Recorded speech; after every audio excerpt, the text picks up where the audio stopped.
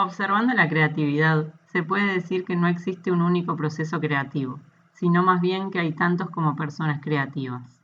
Sin embargo, ¿es posible tratar de esbozar algunas ideas y patrones en común? ¿Se puede describir una metodología de trabajo? El siguiente esquema intenta esclarecer el flujo del pensamiento creativo.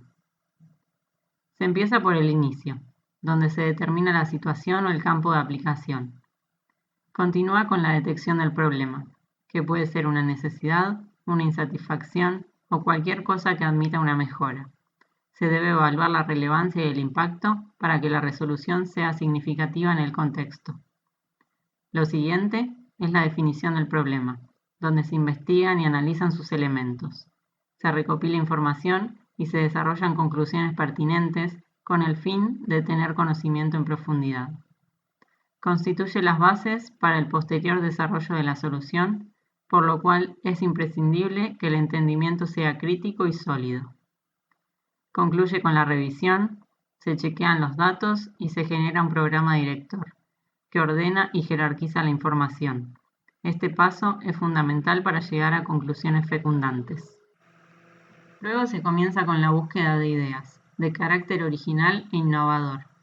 Se generan pensamientos y conceptos expresados en forma de diagramas y dibujos que intentan explicar la posible nueva solución. El creativo aplica todas sus capacidades mentales en la búsqueda de soluciones nuevas, sus instintos, sus emociones, sus intuiciones, etc. La creatividad implica intrínsecamente valentía, riesgo y atrevimiento. El individuo es quien debe bucear en su propia mente y trabajar en sí mismo para desarrollar sus propias habilidades de pensamiento y personalidad. Bloqueo. O se halla la solución o se bloquea la mente. Existen diferentes tipos de bloqueo: emocional, perceptivos y culturales. Si no hay bloqueo, se dice que hubo un momento de inspiración y comprensión súbita, denominado iluminación. Aquí, la solución se revela de manera repentina y espontánea. Lo incomprensible se torna obvio.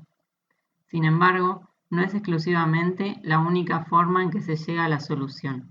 Está comprobado por profesionales creativos que se pueden hallar ideas nuevas y valiosas recurriendo únicamente al trabajo racional, ordenado y persistente. Luego la idea se somete a un análisis crítico.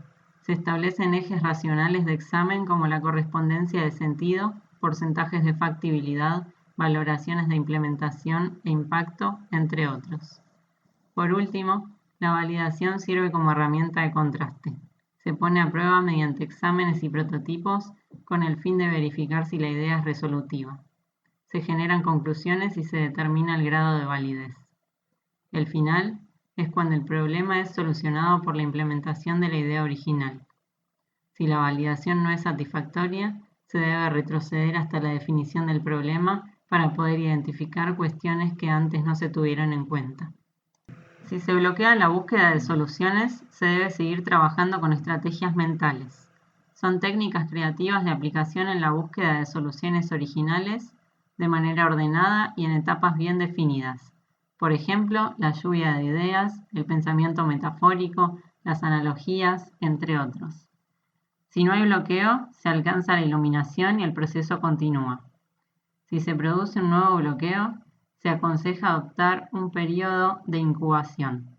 Este consiste en relajar la mente cuando ha transcurrido el tiempo de reflexión y no se ha hallado la solución deseada a pesar del esfuerzo realizado. Se pretende que el inconsciente cognitivo pueda aflorar y aporte la iluminación.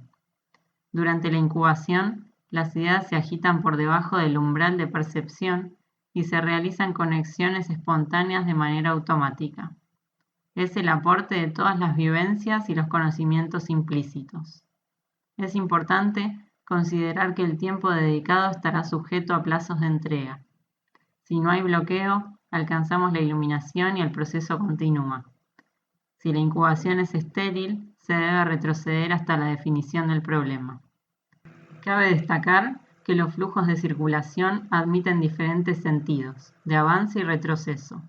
Las etapas se cultivan y se retroalimentan constantemente, hasta concluir con la resolución del problema.